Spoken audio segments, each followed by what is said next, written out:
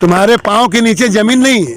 मोदी जी के लिए कहना चाहूँगा, तुम्हारे पाँव के नीचे ज़मीन नहीं, ताज्जुब है फिर में तुम्हें यकीन नहीं। इन स्याह रातों को हम सुबह कैसे कहें, मैं इन नज़ारों का अंधा तमाशबीन नहीं। हम लोग अंधे तमाशबीन इन नज़ारों के नहीं है। आम आदमी पार्टी संघर्षों से निकली पार्टी है, आंदोलन से निकली पार्टी है। इसका जन्म इसीलिए हुआ है कि हम संघर्ष करेंगे और लड़ते रहेंगे, हमें कोई डराने हिलाने वाला नहीं है।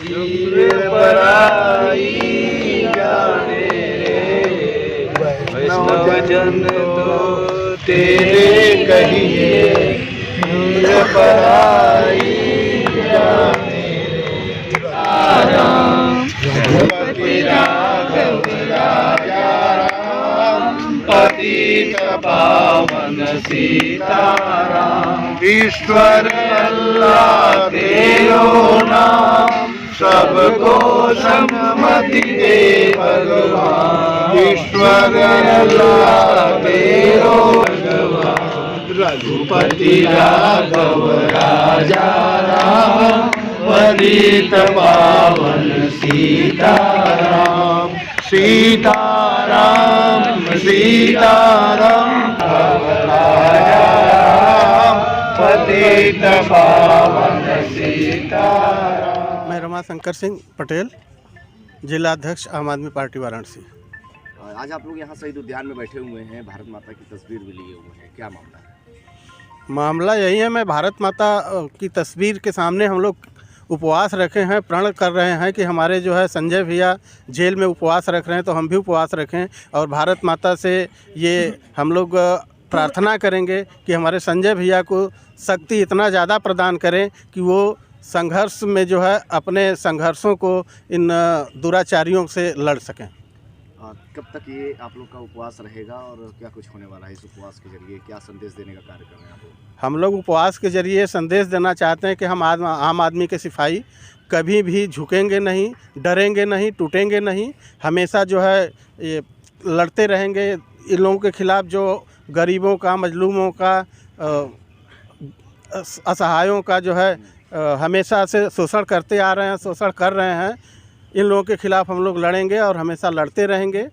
देखा जा रहा है जब से इसकी शुरुआत हुई है आप लोग जगह जो है वो बदलते नजर आ रहे हैं, कभी शास्त्री घाट तो आज शहीद उद्यान चुन रहे हैं। ये हम लोगों के लिए जो है ये या तो किसी शहीद के नीचे करना है, शहीद स्मारक के नीचे करना है, या भारत माता मंदिर पे करना है, या फिर हमारे धरना स्थल पे करना है। इसलिए हम लोग जगह बदलते रहते हैं और जगह बदलने से जगह जगह लोगों के पास संदेश जाएगा, एक जगह करने से थोड़ा संदेश कम जाएगा। क्या लगता है चुनाव भी आने वाला है, कहीं ऐसा तो नहीं कि चुनाव को देखते हुए आप लोग उपवास वगैरह का प्रचार प्रसार कर रहे हो उपवास के माध्यम से? चुनाव की तो प्रक्रिया हमेशा रहती आती जाती रहती है। चुनाव तो हर 5 साल में आता है, तो ये चुनाव नहीं, हम लोग संजय भैया के लिए उपवास कर रहे हैं। जी, मेरा नाम देवकांत वर्मा है, मैं आम आदमी पार्टी के राष्ट्रीय परिषद का सदस्य हूँ और उत्तर प्रदेश का निवर्तमान प्रदेश सचिव हूँ। दुकान जी, बताया जा रहा है कि उपवास का सिलसिला आम आदमी पार्टी राजनीति मोहरा लेकर आई है लोकसभा चुनाव के लिए, क्या कहना चाहिए? नहीं, मैं इसमें राजनीति को नहीं जोड़ूंगा। गांधी जी ने उपवास किया था, उन्होंने भी उपवास का हमें जो ब्रह्मास्त्र दिया है, आज हम उसी ब्रह्मास्त्र का उपयोग करेंगे। वो गोरे अंग्रेज थे, काले अंग्रेज की सरकार है, इसके खिलाफ। क्योंकि जैसा कि मालूम है आज का उद्देश्य ही है कि हमारे उत्तर प्रदेश के प्रभारी माननीय सांसद श्री संजय सिंह जी, जिन्हें ईडी ने बेवजह बिना किसी सबूत के गिरफ्तार कर रखा है, तो वो जेल में अनशन कर रहे हैं। प्रत्येक शुक्रवार को भारत माँ के प्रतिमा के सामने, तस्वीर के सामने वो पूरे दिन उपवास करते हैं और जिससे कि उनको मानसिक शक्ति, शारीरिक शक्ति मिलती है और हमें भी ऊर्जा मिलती है उस उपवास से।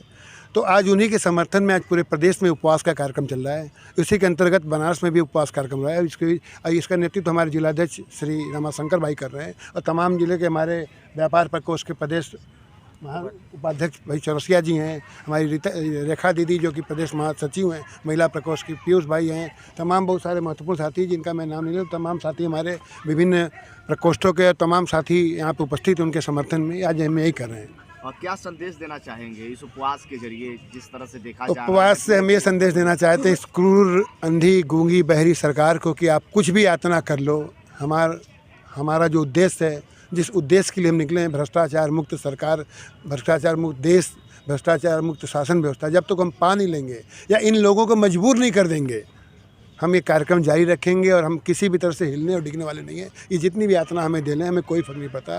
अब भूख से अधिक बड़ा यातना क्या हो सकता है। आज हम स्वयं को इसके लिए परिपक्व कर रहे हैं। ये हमारे लिए ब्रह्मास्त्र का कार्य करेगा और हमें मानसिक शारीरिक ऊर्जा देगा। और ये दर्शाना चाहते हैं हम आपसे डरने झुकने वाले नहीं हैं। मोदी जी कुछ भी कर लें, मोदी जी कुछ भी कर लें, एक दिन उनको हारना तय है और अरविंद केजरीवाल जी को रोक नहीं पाएंगे। वो चाहे जितना भी कुकर्म कर लें। वो व्यक्ति है जो पहली बार में उन्होंने IRS निकाला, IIT निकाला, पहली बार में CM बने, पहली बार में भी दूसरी बार में भी सरकार बनाई, तिबारा सरकार बनाई। तो अरविंद केजरीवाल जी को रोक नहीं पाएंगे। मोदी जी के मन में डर समा गया है कि केजरीवाल जी को रोक लेंगे, उनकी पार्टी को रोक लेंगे, तो ये भ्रम में जी रहे हैं। हमारे साथ ईश्वर है, हमारे साथ देश की आम आदमी, देश का आम आदमी हमारे साथ खड़ा है।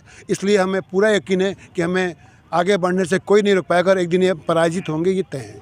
अरविंद केजरीवाल जी को समन भेजा जा रहा है, लेकिन समन से वो कहीं ना कहीं देखा जाए तो बचाव करते नजर आ रहे हैं। इस पे भी तमाम सवाल। क्या अरविंद केजरीवाल डर रहे हैं समन से, ईडी के समन से? अरविंद केजरीवाल और डर, या आम आदमी पार्टी के जो नेता है डरते हैं? अरविंद केजरीवाल और डर, ये तो बात ही कुछ हजम नहीं हुई। अभी शत्रुघ्न सिन्हा जी का आपने स्टेटमेंट सुना कि नहीं? उन्होंने कहा कि इस देश में शत्रुघ्न सिन्हा एक शख्सियत हैं, बीजेपी से सांसद भी रह चुके हैं शायद, है ना, वो शख्सियत है। उन्होंने कहा कि इस देश में अगर कोई निडर नेता है तो अरविंद केजरीवाल है। अरविंद केजरीवाल वो शख्सियत हैं जो डर, उन्होंने कुछ गलत किया नहीं, डर किस बात का भाई? और डरने की कोई बात ही नहीं है। अरविंद केजरीवाल अभी तो CBI के समन पे गए थे भाई साहब। ईडी पे क्यों नहीं जा रहे? ईडी का समन आपको लगता है कि ईडी भेज रही है? वो तो बीजेपी के कार्यालय में लिखा जा रहा है। 2 दिन पहले ही बीजेपी वाले ब्रॉडकास्ट कर देते हैं। क्या जो अरविंद, कैसे उनको मालूम? आज बीजेपी कार्यालय में समन लिखा जा रहा है ना कि अरविंद केजरीवाल जी के लिखा जा रहा है। बीजेपी द्वारा स्क्रिप्टेड है, इसीलिए नहीं जा रहे हैं। और वजह तो बताओ, आप हमें बुला किस हैसियत से हो? CBI ने बुलाया, हम गए, हमारे सारे नेता गए।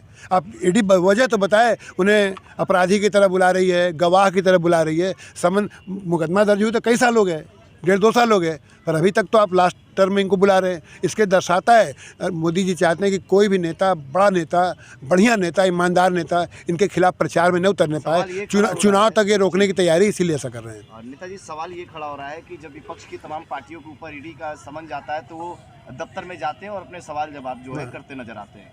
अरविंद केजरीवाल जी को आखिरकार ईडी का डर तो नहीं सता रहा है कि कुछ सबूत पाए? तो भाई आप उनसे, भाई ये उनसे पूछिए ना कि वो क्यों जा रहे हैं। हो सकता है उनका नाम, उन नेताओं का नाम पहले से रहा हो सकता है सर कि उन नेताओं का नाम पहले से रहा हो ईडी की फाइल में। अरविंद केजरीवाल जी को तो पूछ रहे हैं बार बार, अरविंद जी तो बार बार पूछ रहे हैं। कल भी पूछा कि भाई बताओ मुझे किस हैसियत से बुला रहे हो, कोई तो वजह बता दो। आप मुझे समन कर रहे हो तो मुझे बुला क्यों रहे हो? मेरा नाम अगर कहीं आरोपितों में तो बता दो, गवाह में तो वो बता दो, कोई वजह तो दो। तो ईडी ने भी तो माफ़ी मांग ली, कल उनको पूरा घर घेर लिया था, फिर से एक बार फिर थूक के चाटे। अभी मोदी जी कई बार थूक के चाटे हैं। एक तो नोटबंदी भी थूक के चाटे, किसानों के मामले में थूक के चाटे, ट्रांसपोर्टरों के मामले में थूक के चाटे। कल उनकी ईडी फिर से थूक के चाटी, कल उनकी ईडी पुनः थूक के चाटी, पूरा घर घेर लिया था, लेकिन अंत में पीछे हट गए। अरविंद केजरीवाल हैं वो, जहाँ से लोग सोचना समाप्त करते हैं वहाँ से अरविंद केजरीवाल जी शुरू करते हैं। जिस कॉलेज के मोदी जी प्रिंसिपल हैं ना, उस यूनिवर्सिटी के उसके अरविंद जी वाइस चांसलर हैं। ये बात ना भूलें लोग।